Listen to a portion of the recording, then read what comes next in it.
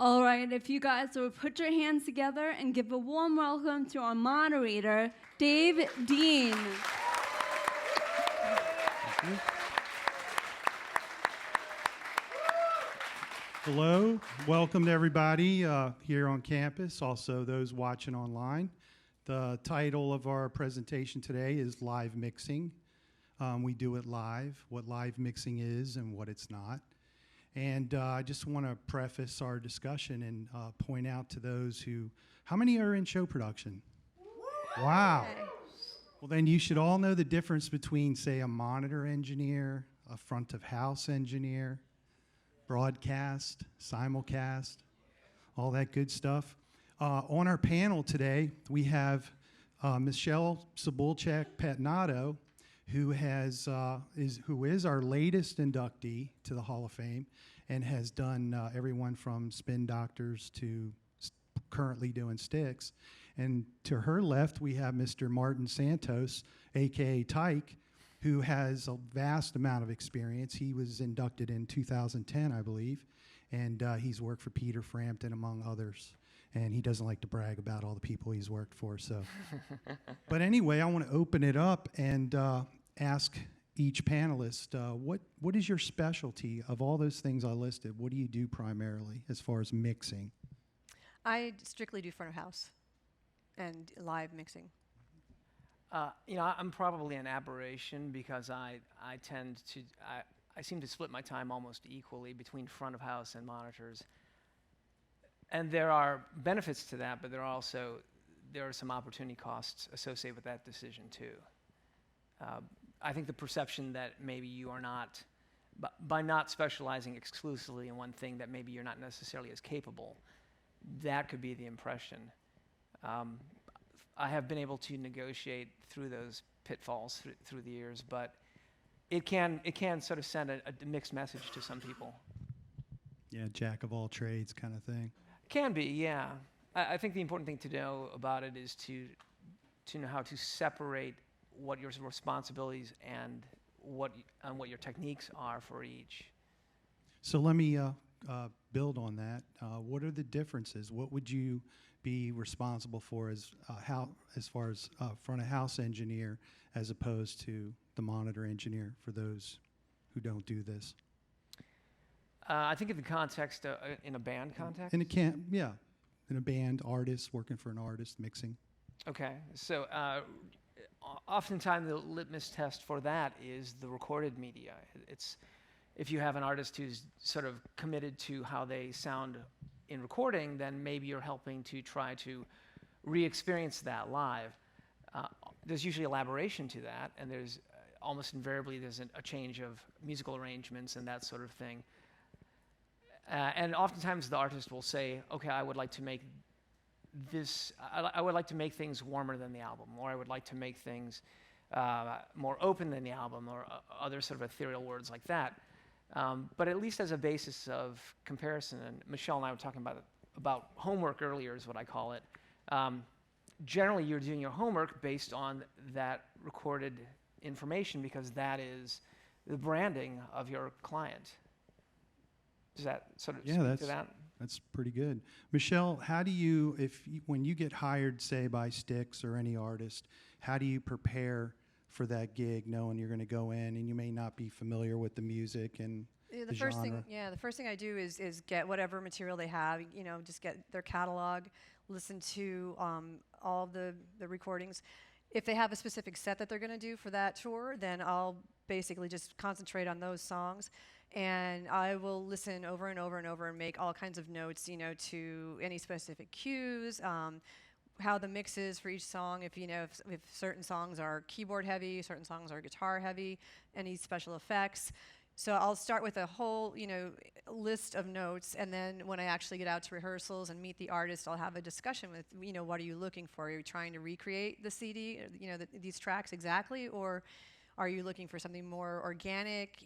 Is there anything specific that you're looking for? And it varies from artist to artist. Some will say, I want it to sound exactly like the recording. So that's, plain enough. Others will just give you free rein and say, just make it sound good. So it's kind of left up to interpretation. But you want to even if it's abroad, just make it sound good. You want to try and keep it true to the recording and not just go off and, start remixing their sound, because that's what your basis is. But you can, experiment a little bit if you get some ideas. Some artists are way open to you having some creative input into, hey, what if we try this effect or try doing this? And you'll have artists who just don't want to deviate at all from the way it was mixed on a record. So when you come into a new gig, a new mixing gig, how important it is to establish some kind of rapport with the monitor engineer? What's the dynamic between the two, and how does that affect mixing on both sides? That's for me, it's really important, because you and your monitor engineer need to work together. I've done tours where I've had monitor engineers who really wanted to be front of house engineers, and we're trying to mix a front of house show on stage at that volume every night, and this is before in-ear monitors, and it was just kind of like you're just competing with each other. The band can't hear what they need to hear. You can't get a clean mix up front, and you're there to be working together, to give the band what they need. So then I've worked with monitor engineers who were awesome to work with, and we both communicated well with, hey, like if the subs are killing the stage, if it's just too heavy on stage, and the monitor engineer calls you on the clear comm and say, can you just take a little, 120 out? It's really killing me up here and everything's muddy. Yeah, you kind of work with it. You're not going to say, no, dude, it's going to kill my mix. You just have to be able to work together.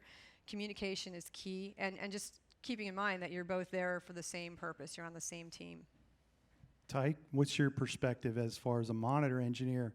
How do us front of house engineers, how can we help you or hurt you? I think if anything, if you're in the monitor role, generally the front of house is it's almost the opposite relationship. In a house position, you want as minimal a stage volume as possible. In a monitor position, if you're doing in-ear monitors, you need often the energy that's coming off the back of the PA to help fill in the low end, because so much of how we experience sound is not just through sensory input from our eardrums, but tactile input that comes from actually how your joints work, your nerve endings, other ways that you perceive sound. We all have felt tactile transducers or just, low frequency information. All that comes from the PA, if done properly. And even in a wedge application, I think a big mistake a lot of monitor engineers make is to try to get too much low-end energy off the stage, and whereas you already got a lot of it from the PA. So just put in what they need to do their job. What's your approach for using, say, ambient mics? What's your approach for feeding that in? Could you explain how that's set up and why you would want to use that technique? Sure, that's often that would be in an in-ear context. I usually if there's a recording engineer involved, I'll usually let them dictate where the mics are, and then I will pick and choose what he or she has laid out there. But in essence, it depends on the nature of what the artist wants to hear. Some are just looking for feedback. They just want to be connected to the audience. And so they just need to hear audience response. Some want to actually have dialogue with that person in the front row. And in those cases, you probably need a lot more microphones, and you need to be able to bring them in at the appropriate time, because you're sort of trying to chase an image around the stage. That gets complicated, but it's a critical part of the experience. Otherwise, the artist feels really disconnected from what's going on in the venue. Michelle, when you're doing front of house mixing, I know you work on a lot of tours that carry production. But this is kind of specifically geared towards people who don't carry production. How important is your system tech, your front of house system tech? It's crucial. Even when you are carrying production, but the system tech's responsible for getting the PA up, getting it deployed properly, making sure everything is working. And as much as, depending on the engineer, setting the delay times, tuning the rig for the room. Some engineers, I like to tune it myself. I like to EQ and set the delay times, but other people are more hands-off, just kind of want to walk in and start mixing. But your system engineer, they need to be able to communicate with you. You need to be able to communicate with them what your expectations are of how far to go with the PA. If ultimately, it's the engineer's responsibility if something is wrong. You might have a system engineer who just kind of comes in, throws it up, doesn't even noise the components and check to make sure everything's working, and you start, tuning the rig and you hear something that's off. Well, it's kind of it's ultimately up to you to figure it out, whether you tell him something's wrong and he needs to fix it. But and when I first started touring in my early days and we were doing club tours and you were on, whatever house system of the day, I can't tell you how many venues I went into where spent hours fixing their PA because their house guy just didn't care. It's like, yeah, this component's not working. Well, yeah, whatever. And you just get this attitude because the guy is not getting paid enough for the gig, doesn't want to be there. He doesn't care. So, you've got to get the best sound you can. So whether that means crawling under the stage and checking out their amp racks and, rewiring stuff that's not wired properly, resetting crossovers. I mean, it's just, ultimately, it's the engineer's job to get the best sound. And if, your system tech can't give you that and something can be done, then it's kind of up to you to do it. But it's all about communication again. And hopefully you have somebody who's competent and knows the rig and knows how to properly, get it deployed. That makes all the difference in the world. When you're on tour with production, your system tech can sometimes also be your front of house tech or assistant, which is also a very important job. They're kind of an extension of you. And if you're on the same page, like the best system techs are always on the same page with you. They can kind of anticipate your needs. So you turn around to do something and they're already there. Like now there's also a balance of they shouldn't be overstepping their bounds and doing things without you wanting them to. But the best system tech I've had, he was kind of like lived in my head. I would go to do something and he knew exactly what I was going to do and he'd have it ready for me. It was just, I thought it and he did it. It was great. We didn't even have to talk. It was awesome. Yeah, that's awesome. They don't realize it a lot of times, but the system tech can make or break your mix. If you don't have any subs, it's not going to sound like the CD unless they do their job. Tike, on the monitor side, how does a good system tech, what does that mean to you backstage to have a good system tech? It probably it requires someone to be really observant, I think, because there's another component of that on deck, which is you probably need to address potentially that person's addressing input issues. If there's a problem with a given signal coming from the deck, that might also be that person's role. That can get gray depending on the scope of the tour because that person also might be responsible for RF, for wireless coordination and operation. So the skill set can be broader sometimes, and I agree with Michelle. It's a tricky balancing act because they need to be attentive enough to do the job properly, but know when they're too close in your space. And I think if you're someone who's you can sort of sense that if you've got a sense of people, where the boundaries are. And hopefully it's the engineer's job to have that conversation early on about, well, let's demarcate, this is what you're going to take care of, this is what I'm going to take care of. I'll say I think I am a challenging person to tech for too, because were you a system tech before you did your first model? Yeah, and I still consider myself one. So while I welcome relinquishing that responsibility, my expectations about performance are very high, and I think I'm probably a little bit ADD, and I'm sort of a type A person, and so the best success I have had is with other people who are like-minded. Yeah, you're legendary for prepping your rig for touring. Can you give the students some advice on... How'd that get around? Rich Floor talks too much. Oh, yeah. I'm embarrassed no, that. But seriously, that's commendable. You get a period of time in the shop to prepare your rig. What's important to you as a monitor engineer, per se, to get that system ready for the road? You don't just break it out the first gig and turn it on, right? Absolutely. And in a house capacity. I'll say the one thing that might require a little more homework time on the monitor side is only that by its nature, there are a lot more buses you're probably generating, and at any one time, you are not experiencing that. When we're mixing front of house, in general, we know everything that is coming out of our mix surface. In a monitor context, you probably don't.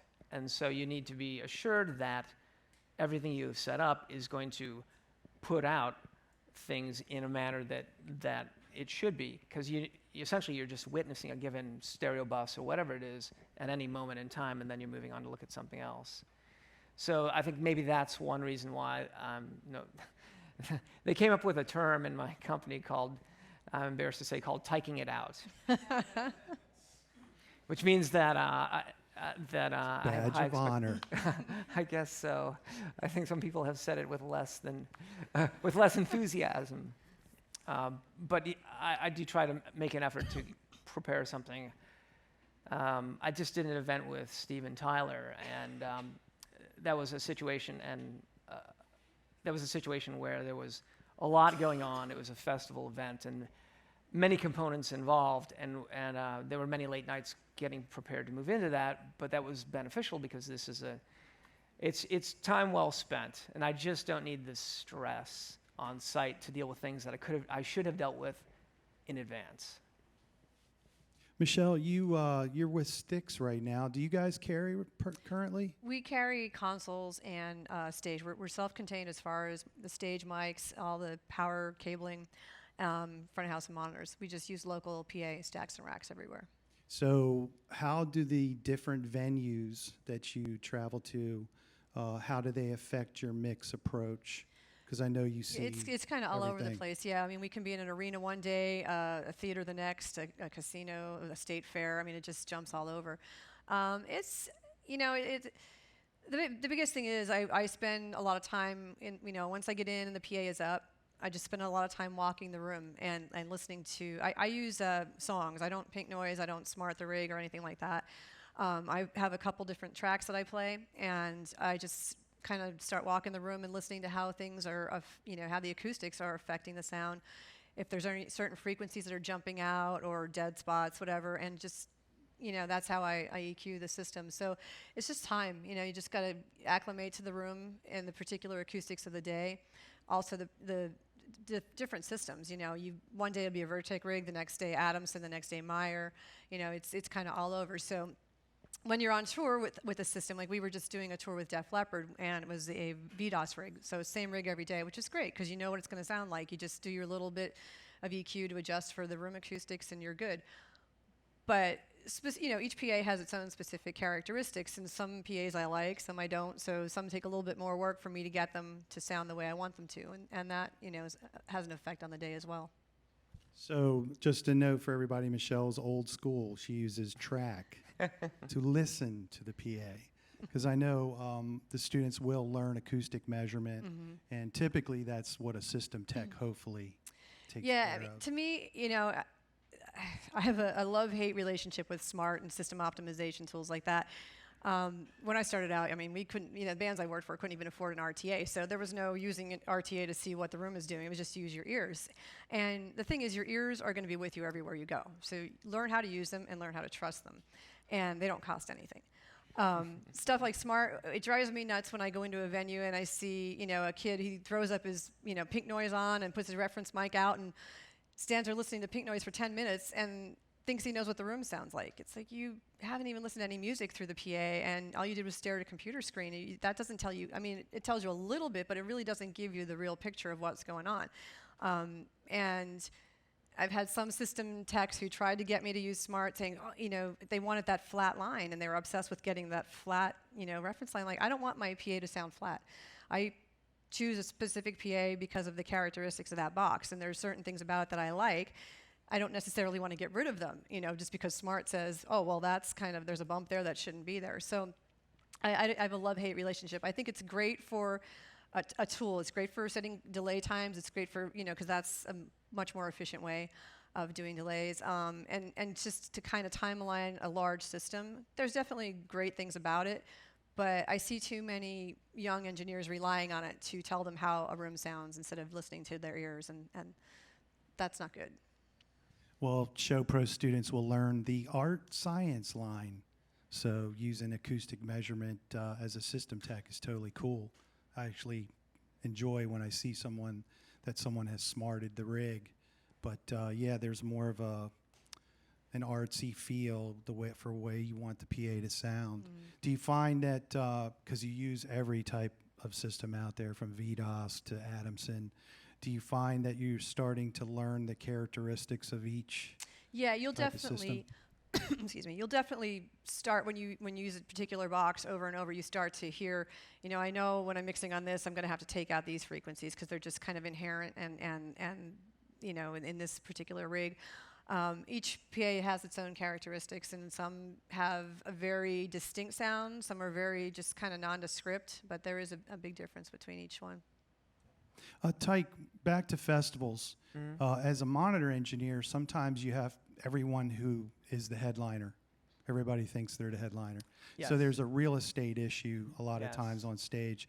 As a monitor engineer, I know you can't get too tied up in the politics of it, but how do you prepare to get your band set up and claim your plant your flag, so to speak, on stage? If I'm with one act visiting the festival, that is? Yes, if you're with one of the major acts that think they're the headliner. I think actually the most important thing is I'm an assiduous advancer, and I don't rely on production to do it for me.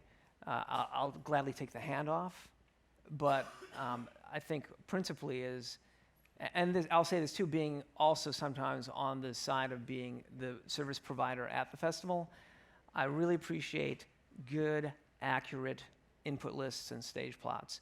And I'm constantly amazed at how bad people's documentation is.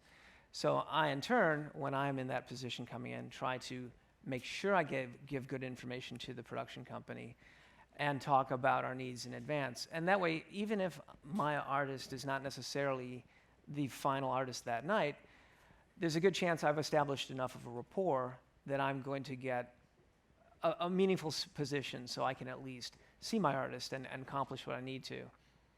I think dialogue in advance is probably more important than anything on a festival, and I think a lot of people don't do it.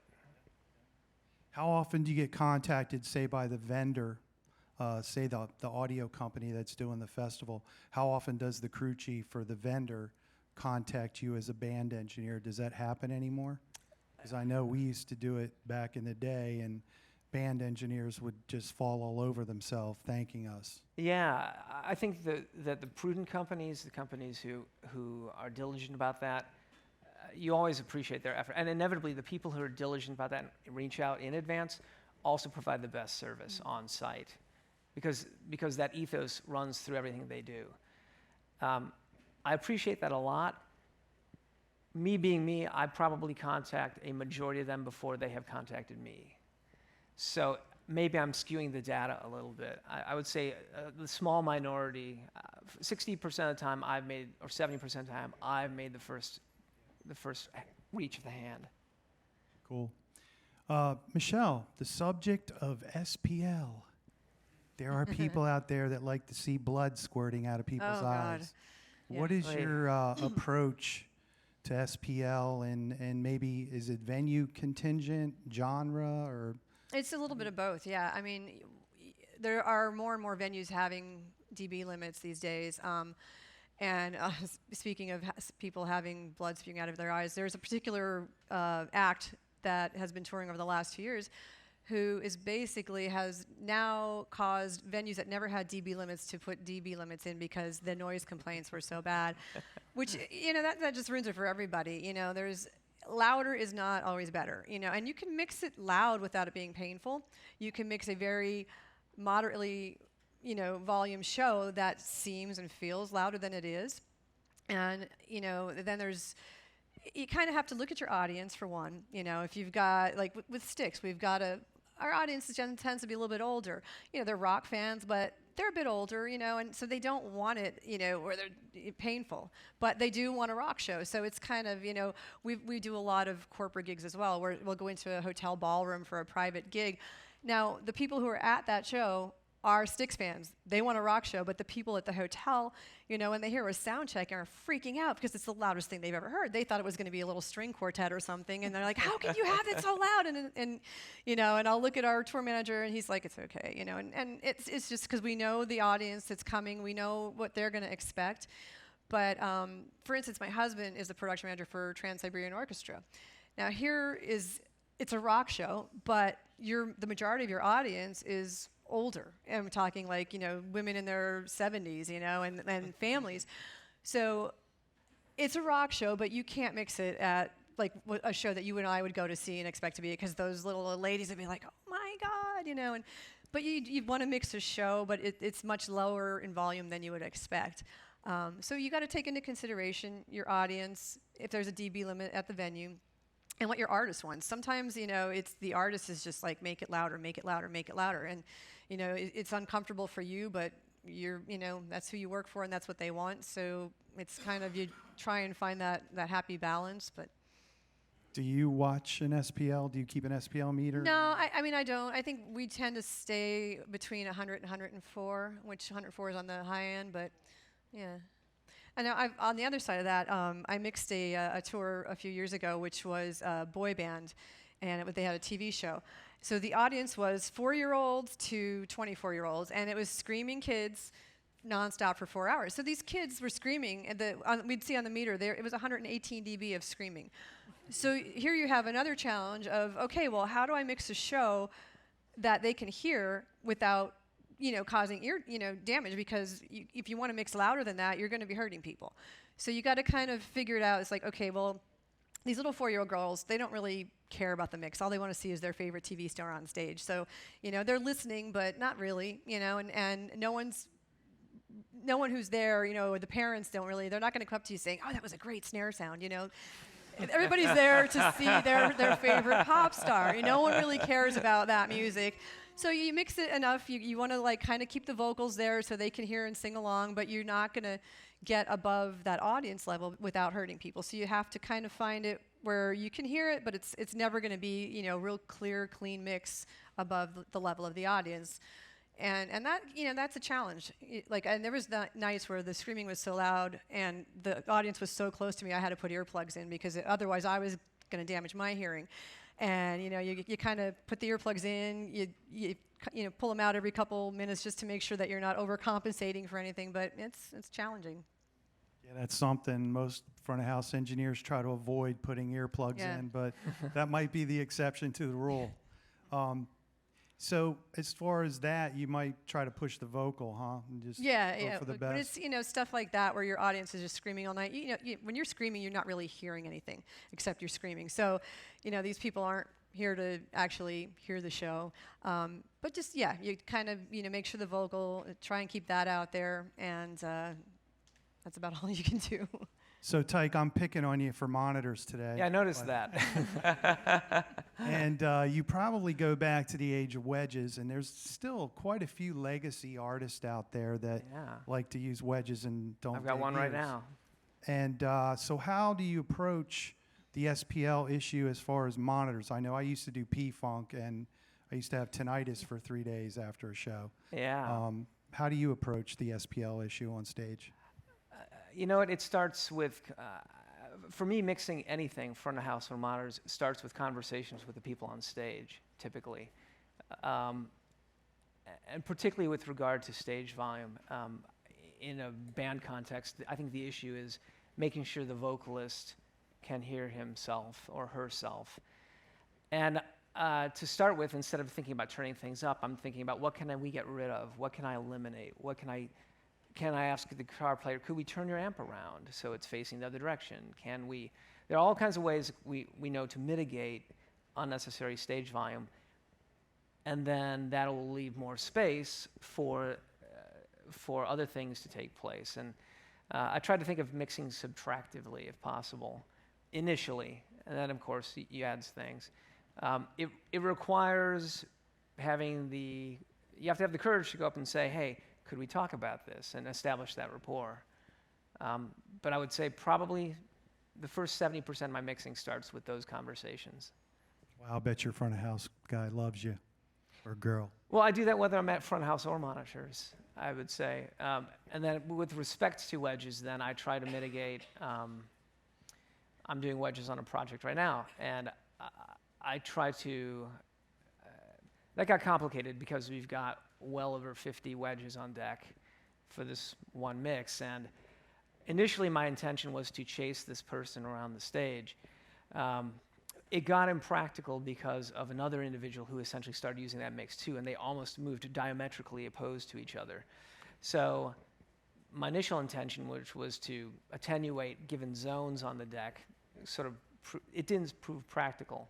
But what I was able to do was to keep everyone else on ears and to minimize what was going on in that specific mix by curtailing stage volume, and it made it more manageable.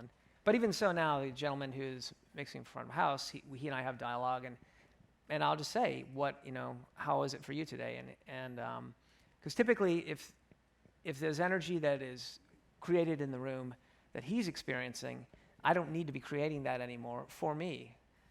I think it's important to sort of get out of your own space and think about what is this other person doing, because it's a collective process. Yeah, so a lot of this sounds really friendly to the musicality of what's going on, because when you mix a big band, there's so much going on. Any space you can create by mitigating stage volume is awesome. Yeah. Do you ever get involved with the MD, the musical director, as far as what's going on stage, and Absolutely. They ever consult with you? Yeah, all the time.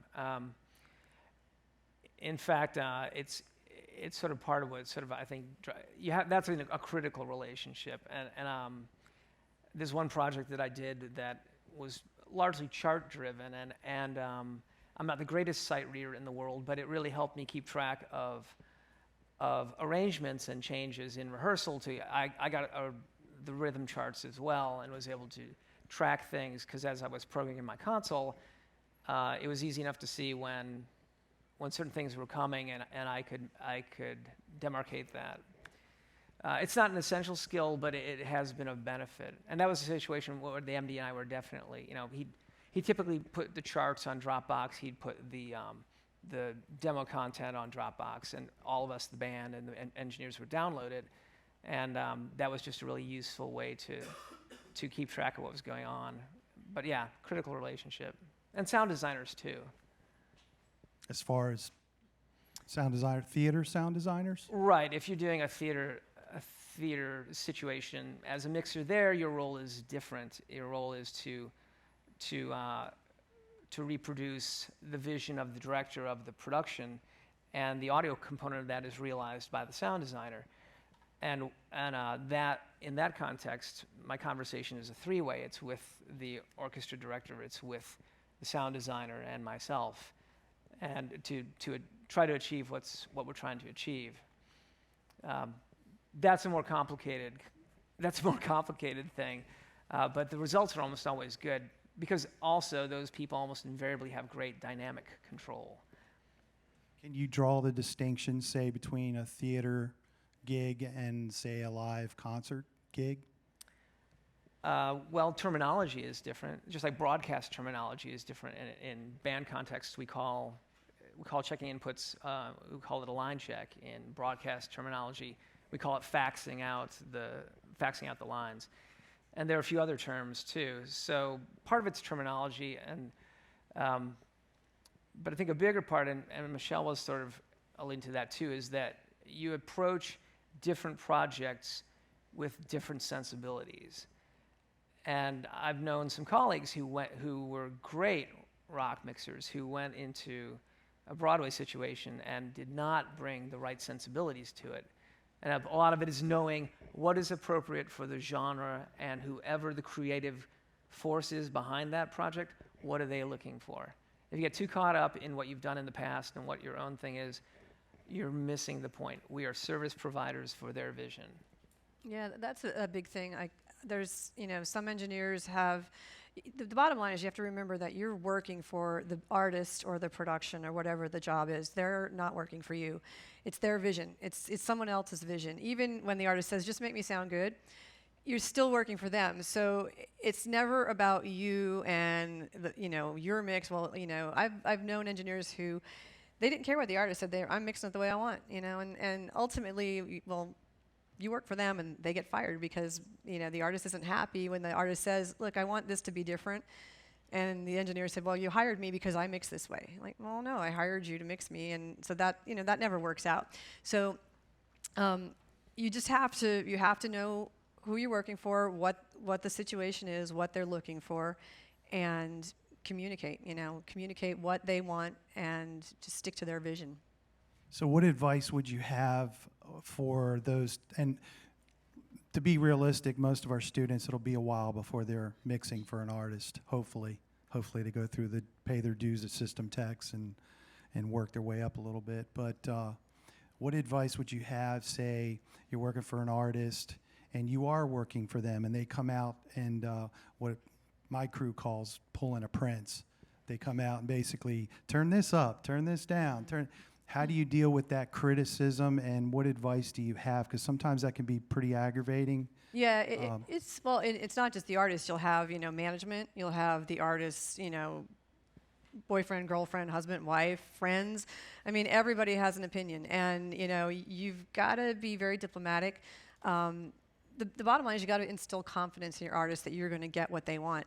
And I've worked for, I was just talking about this yesterday. I worked for someone who they played acoustic guitar and then all of a sudden started playing electric guitar. And their idea of what was good sounding electric guitar was no one else's idea. Like their guitar tech would come in every day and get that rig dialed in sounding great. And the artist would come in, put on the electric guitar and say, this sounds terrible, and just change a bunch of settings. And they were going for a punk rock sound, which is not, it's very different from a very nice sounding electric guitar. But they'd get the worst sounding guitar sound I'd heard and say, how's that? And I'd have to be like, yeah, that's good, because that's what they wanted. I mean, I didn't like it, but I knew that was the sound that they were going for in their music. So it's up to them ultimately what they want. Now, if it's something that's really bad, if the artist comes out front and says, you'll have some singers that hate bass guitar, and so they'll come out front and they don't want to hear any bass in the house. Well, it's hard to build a mix when you've got a significant component lacking. So you just have to know how to massage it to the point where, okay, they're out front, you do what they want, and then maybe okay, how about we try this, and just kind of have that rapport where they trust you and they're open to your suggestions. And you have to find the happy medium of still having a good mix and giving them what they want ultimately. But at the end, it's up to them. And I've seen shows where the engineer had a great mix and management was at front of house, make it louder, make it louder, make it louder. And everything was on the verge of feedback because the manager just wanted this to be the loudest act anyone heard. And the engineer had a great mix, which just proceeded to fall apart because the management standing there saying, make it louder. And, it's at that point, it's not the engineer's fault. But, if you can't get a relationship with that person to say, at some point, there's nothing you can do. It's like you just have to do what you're told or you lose the gig. So, you try and be diplomatic about it, but at the same time, you've got to do what the artist wants. So what's your routine? Let's say you do a gig, that the show's over. Do you usually try to touch base back in the dressing room, or the STYX a lot? I mean, every artist is different, but I'm just curious. If it's a new gig that I've just started, like a new band that I've started working for, I will make it a point, after the first couple shows to make sure, whether it's right after the show or, right after the show I'm loading out, so it's difficult, but if I don't see the band after the show that night, I'll, as soon as they come in the next day, just kind of make sure everybody's happy. It's a tricky thing, though, because sometimes, no news is good news, and I'm sure you can agree. Like, you don't want to open a can of worms, Like, there's a very other side of this where you have to learn not to take things personally, and you can have your guitar player can be on stage having a horrible night, glaring at you, just thinking the show sounds terrible, and to you and everybody else it sounds great, but he had a fight with his wife right before he walked on stage, so nothing's going to make him happy. He's going to have a horrible night, and it's going to be someone else's fault, and there's nothing you can do about it. So you let him get through that. The next day, he's forgotten about it. Everything's great again. But you go up to him right after the show and say, hey, what was it? It sucked. It was terrible, but it's had nothing to do with you. So it's kind of a can of worms. If you go up to the artist and say, are you guys happy? Everything good? Sometimes it's great. But now that you brought that up, it's like, well, maybe it wasn't all perfect, So you got to be careful with that. It's good to have the relationship where you want to know that you're doing what they want and they're happy. But at the same time, you don't want to be too in their face, like, hey, everything great, because they will start to find things wrong, just because that's how artists are. Musicians will they start to think too much, and it's like, well, there's got to be something wrong. So it's a tricky situation. Yeah, it's amazing how perception is, like some venues in South America, they have the VIP section, the first 50 rows, and you have to pay a lot of money to get in that section. Mm-hmm. So it tends to be empty. But right beyond that, it's packed, and they're screaming, they're going crazy. And the artist after the show a lot of times will go, that crowd sucked. Yeah, It yeah. was a terrible show. And they have no idea these people going completely ballistic. Yeah, You ever- I've been in that experience a lot, where the people in the very front, even in the U.S., like a lot of the sheds now, it's like, the tickets that given out are given away for the first 10 rows or whatever, and those people don't care. They're drunk and they're just not even paying attention. But that's what the artist sees, where the people in the cheap seats are losing their mind, having a great show. And I'll come backstage and the artists think that the audience was terrible. I'm like, they were singing along so loud I couldn't even hear the PA. And they're like, really? Yeah. So it's very much a give and take. They go off of what they feel coming from the audience and what they see, and sometimes that will ruin their night or make their night, when it's not in fact the case. It's just the case of that first few rows of people. So, Tike, earlier you were saying that the type of music, what's your favorite type of music to mix? You mentioned earlier some people don't fit with certain genres. Whatever I'm not doing at the moment. You like everything. I like to change things up, change up and challenge myself. I will say that I probably am a better choice for, sort of regardless of the genre, I'm a better choice as an engineer for someone who's a really engaged client. I would say Peter Frampton's a great example of that, where he's the rare client who's very technically savvy and has great pedagogical background, and he's a great guitar player. And and he has really good ears. So he sets the. I used a metaphor. I used to say that Peter would put the goalpost 300 yards down the field, but it never moved. You knew what the goals were. You could communicate about those things, and maybe you didn't always kick it that far, but at least you knew what the objective was. And I will say that it's perhaps less about type of genre than it is about how engaged and committed to their craft that artist is. If they're engaged, it's more gratifying for people like us. Michelle, I know you love STYX when you were in high school. I love mixing rock. I grew up listening to 80s rock, and that was kind of the music that drove me to get into this business, so I love doing that. But on the other hand, I've mixed a lot of folk, acoustic, pop, and I've been lucky to work with a lot of incredibly talented people and genres I never was exposed to, having not worked for those artists, that I was really happy to be mixing.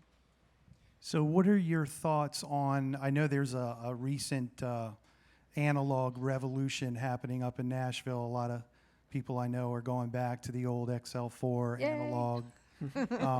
Do you guys, what are your thoughts on the new Dante digital extravaganza world that we're in now? Do you embrace it, or do you obviously major, what do you think? I'm an old analog girl. I mean, unfortunately I'm on digital right now just because of space issues, but whenever I have the opportunity, I would be on an XL4 as opposed to anything digital. I'm certainly the same, sonically and tactily too. Mm-hmm.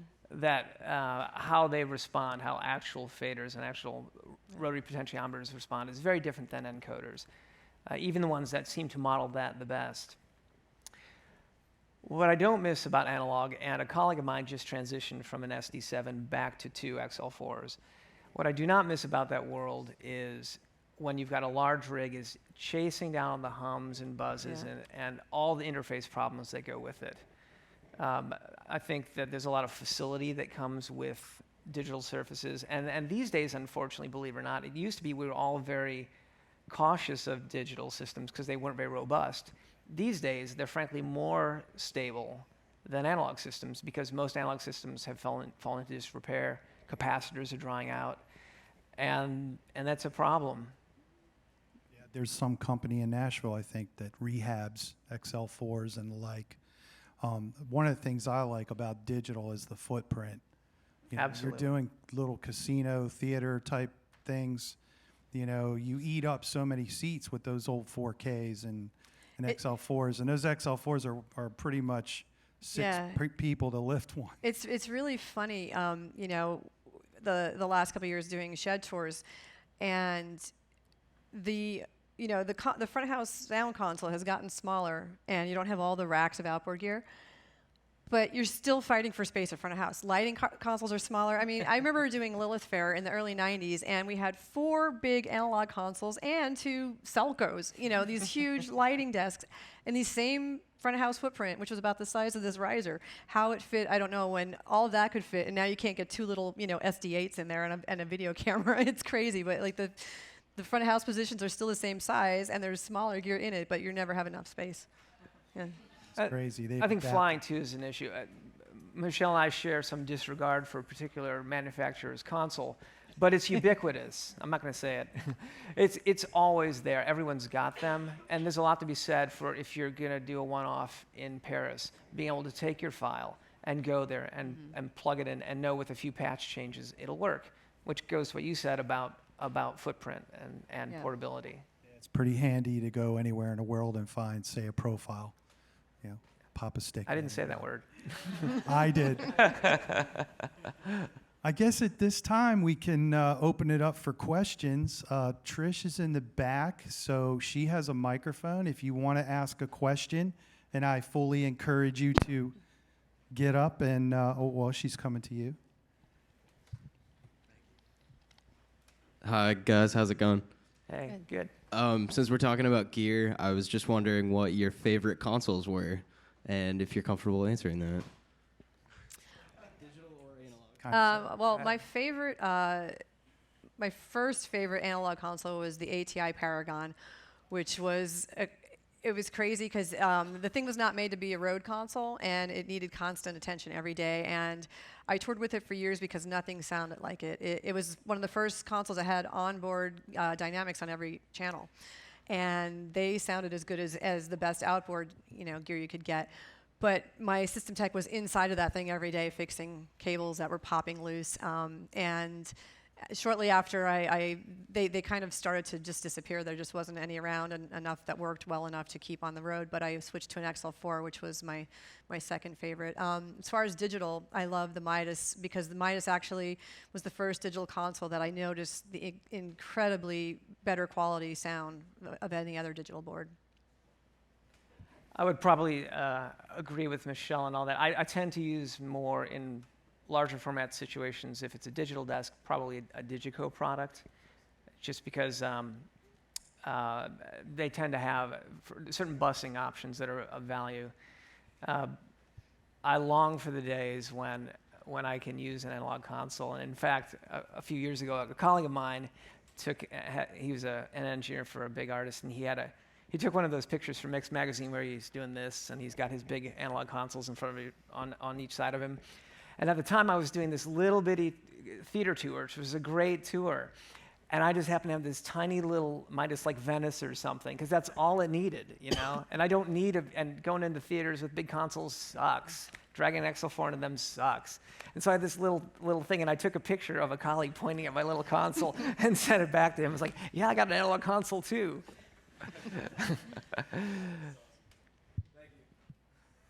Next, Jake. All right. So you were talking about how sometimes you get a really good mix, and then management will come up and be like, can we have it a little bit louder?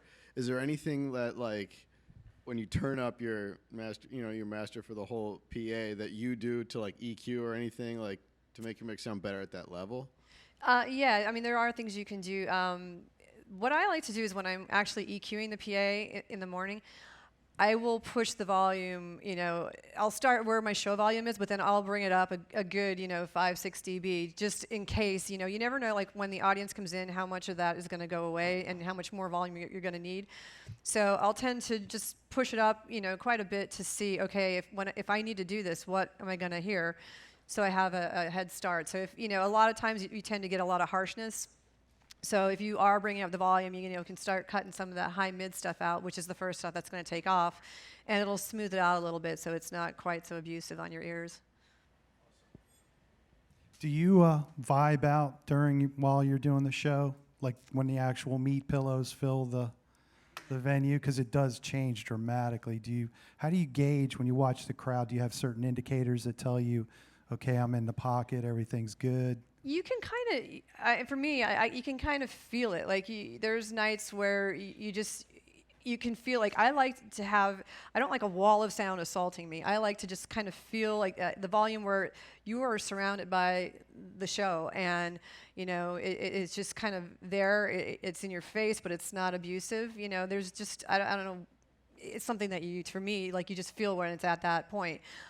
There's been nights though, you're whatever type of venue you're in, and maybe the audience is just drinking and they're all talking and chattering away, and you're like, so I'm like, look, there's a show going on, so I'll just start pushing it up. It's like to the point where like, all right, you can't hear yourselves talk now. You have to pay attention. Like there's nights where it just drives you nuts because it's like, why are you here? And because you can see the band, they're annoyed because no one's paying attention. So it's kind of like, you kind of have that power, which can be a good thing or a bad thing. They usually start rushing the set. When you do a lot of corporate type gigs, they're not paying for a ticket to be there for you. They're for the Loyal Order of Buffalo, and you just happen to be the band, right? Any other questions? Gentleman up front here. We'll get you. Hey, how do you utilize sidechain and multi-band compression in a live setting? Sorry, the first one was, you said multi-band compression and what else? And sidechaining. Wow, that's a complicated How conversation. about overall dynamics use? That's a complicated conversation. I can tell you one thing I always put a multi-band compressor on is any press feeds I'm sending out, for darn sure. Because the reality of it is that there are a lot of factors that influence what your mix is going to be that may have nothing to do with what will end up on broadcast news that evening. And so, unfortunately, I'm sure Michelle experienced the same thing. You'll get your mix recorded that'll go to the ABC affiliate that night because, hey, blah, blah, blah, played downtown tonight. And it may or may not translate so well over broadcast television for a number of reasons.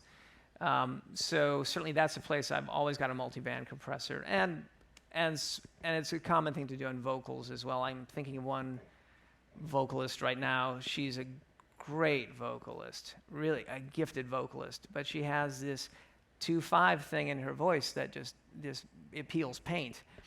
And I don't want to broadband compress her. I mean, it would rip the wallpaper off the walls. And so properly set up, that's a great tool. I'll say multi-band compression, like any compression, is something that can be abused and overused. I'll also say that I sort of segue to that idea of broadcast. Somehow or another, even if you're mixing live, probably your mix ultimately will go out somewhere. Whether you're generating the backup mix for a simulcast, they're probably capturing your 2 mix for some reason. And if that's the case, it's important to remember to do things like limit your bandwidth.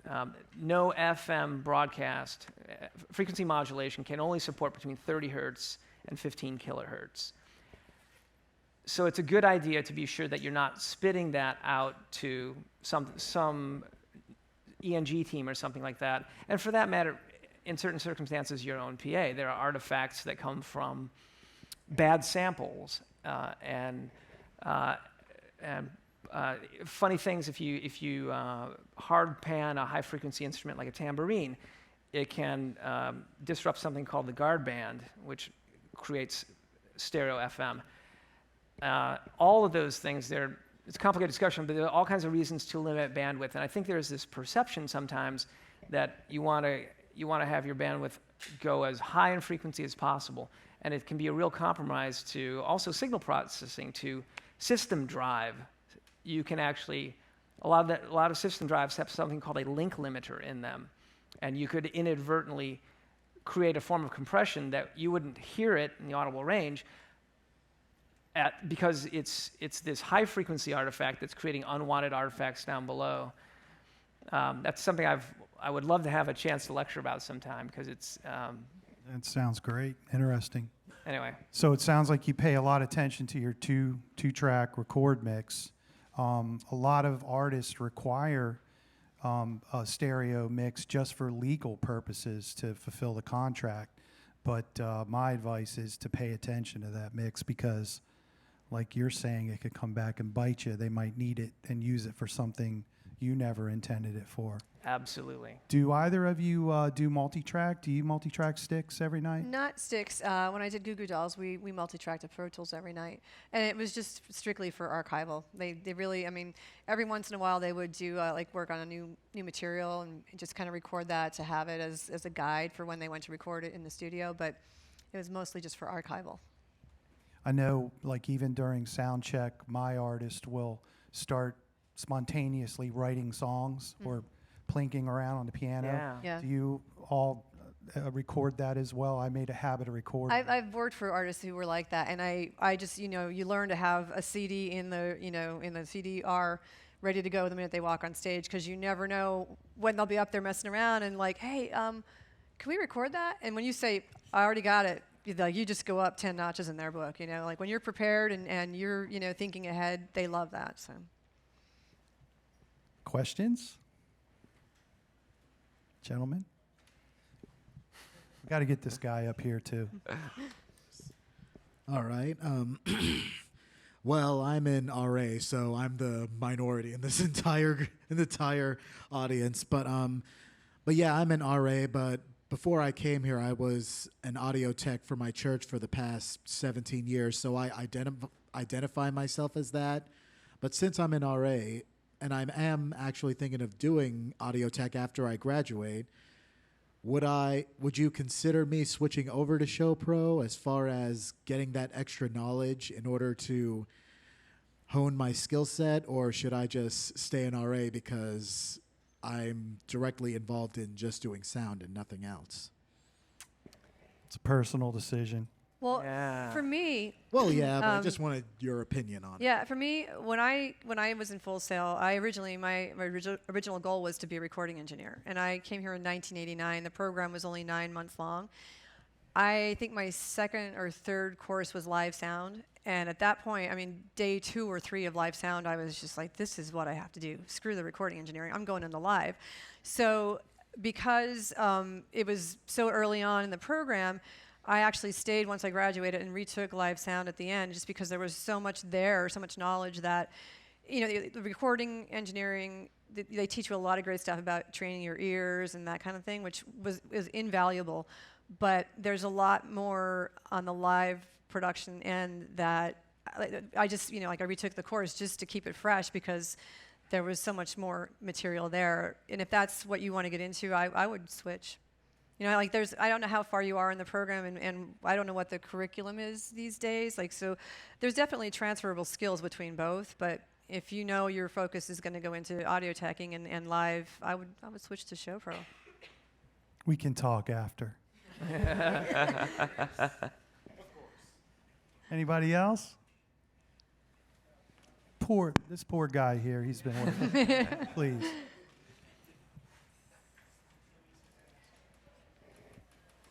Hi. My question is, I'm sure that you've had a lot of experiences while being on the road, being on tour. What would you say is the most memorable experience for you guys, or the one that you wouldn't want to remember? Oh. I can't talk about that one. Yeah.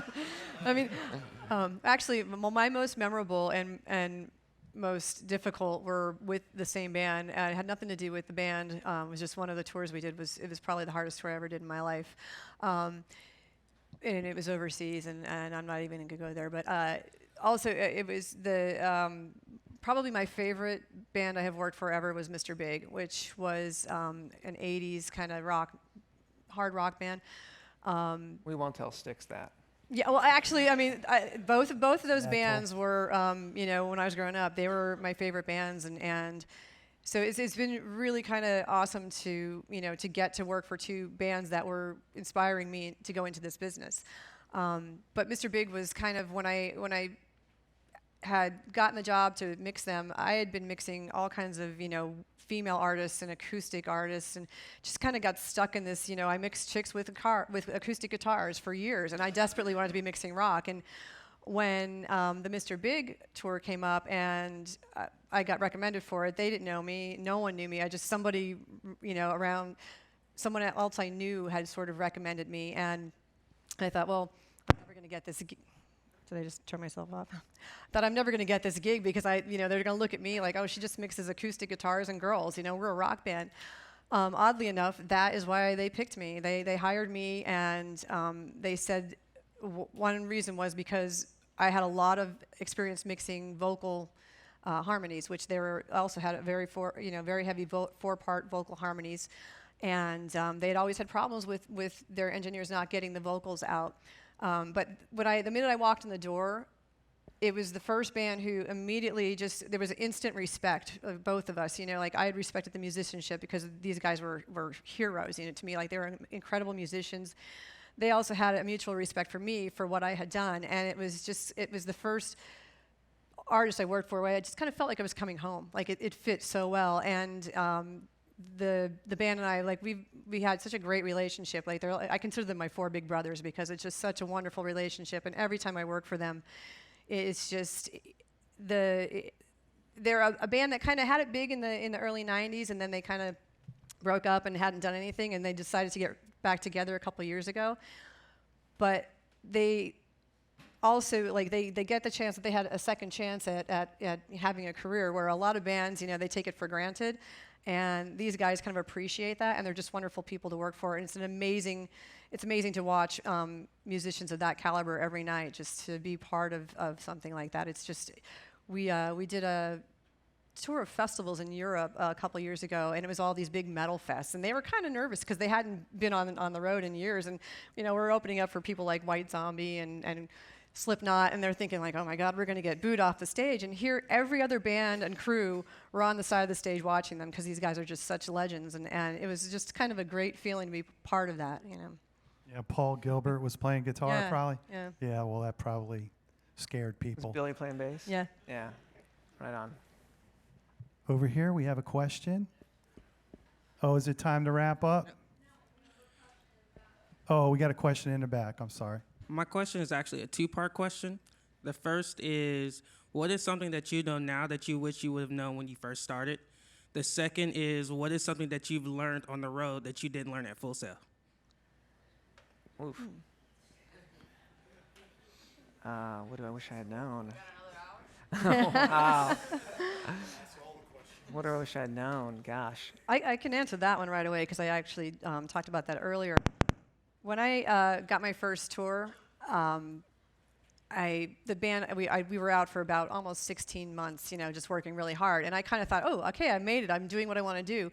And took that for granted. And when that tour ended and I needed to find another job or another tour, I didn't realize that I had all these potential contacts that I had met throughout that previous year that I should have been really networking and getting to know these people, because they're the people that are going to get me my next job. Because the only contacts I had were the people I just finished working with, who were also now out of work and looking for a job. So when you start, every person you meet is a potential contact, which will lead to a potential job.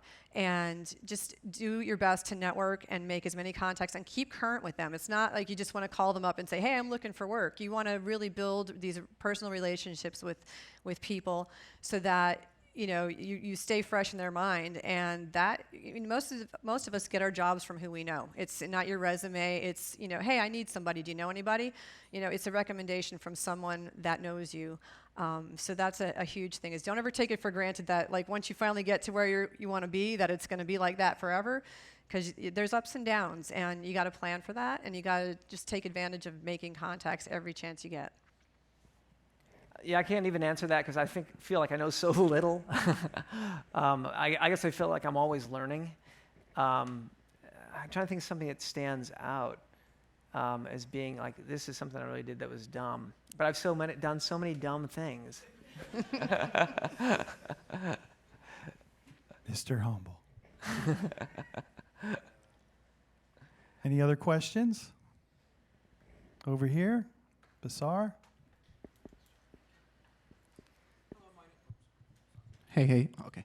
Hello, my name is Basar. My question is not technical, actually. It's about sometimes artists or the production manager, they come up with like ideas or requests, like your example, they want the loudest show ever, but in technical aspect, it's not the best thing to do. So is it a good idea to educate your manager or your artist about that technical issue. Like, if I do that, this and this gonna happen. So, is it something smart to do, or is it something riskful? Like, what's your ideas about it? Thank you.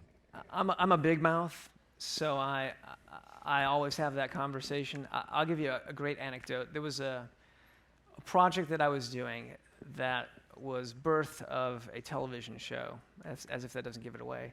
And in the course of that, I think that there was an element in management and in the show producer where they confused powerful emotional impact with volume. And the two are not necessarily correlated. That could be the case, but it could not as well. And for most of the people who were exposed to this talent, their exposure came through television originally. And no one listens to their television with it cranked up and with that kind of bandwidth. It's not done. So management came in half the show went down. Management came up and expressed some concerns about how the show was not very loud. And there were other technical limitations too. We had game before feedback issues because of limited input, we'll say. And so we knew full well that it was the prudent thing to do to keep the volume of the show lower. In the course of the discussion, I bless this man every day. An elderly gentleman comes up during our conversation, an audience member, and he says, "Why is it so darn loud?" You know, and he gets really angry. And I was like, "Wow, I'm going to kiss you." and I and my colleague were advising management. Said, "Guys, I think this is a mistake." Now, it's not to say I'm not going to do what they say. I'm going to say, in my professional opinion, what you're advising is a mistake. And I do try to educate them because while they are certainly not new to the industry, the specifics of this circumstance is not something they are proficient with. In the end, will they make the call? Absolutely. But I still had the conversation, and then fortunately this patron came in, made that statement, and that was enough weight. And this manager said, "You know what? I'm going to let you do your job." And that was the end of it. Shell, you want to chime in? Yeah, I mean, I agree. It's, if you're doing a show, and especially if you're getting complaints from the audience that it's too loud, or you see people with, their fingers in the air, or they're obviously uncomfortable because management is standing there saying, make it louder. You have that, in a diplomatic way, look, I'll do what you want, but I think there's, a lot of people here who don't seem to be enjoying this volume or whatever it is, or I can bring it up, having a lot of feedback or these issues, and you just be diplomatic about it, but ultimately, like Tike said, it's up to them, what they want. Yeah, it depends on the artist. Sometimes if you try to talk technical with an artist, you turn into Charlie Brown's teacher after about 30 seconds. There's also another thing which sometimes works, when they're telling you turn it up, you can do the old, how's that? Yeah, that's great. Sometimes it's, management or just feel like they have to tell you to do something, otherwise they're not being a manager. And it's so much psychological, like they see you moving your hand and they think, you've turned it up and now they're happy. So there's all kinds of ways around that, And same with the artists too, especially doing monitors. I'm sure it's like, hey, I need more of me. And you're just reaching for the console and that's great before you even touch the knob, It's just that. It could be me. Technical difficulties. It's more psychological. I've never done that. They just need to see that they have your attention and you're paying attention and doing what they want. Just don't touch the suck knob. Are we wrapping up? We have one more. One more question? There he is. Hey, mine's more like a career question. So most of us are starting right now, and we want to be right where you are, right? So that's how we see, each one of us in 10 years. So many people ask us, hey, where do you want to be in 5 or 10 years? Well, where you are. What about you? What's next? Where do you want to be in 5 or 10 years? Retired. That's it? Hey, we're hiring. I think I'll make that my answer, retired. I still love what I do, and as long as I love what I do, I'd like to continue to do it. That's the less smart alecky response. I will say I do live my work life in a manner such that, with the intention that I may not always want to do this. So I'm living toward retiring, but I still enjoy the gratification of the job I do. And I'm kind of in the same boat. I love what I do. I know there is going to come a point where I'm tired of all the traveling. I mean, it's hard on your body. It's hard on your life. And I'm lucky right now that the tour that I'm on is very. It's a very good pace for me and where I want to be right now.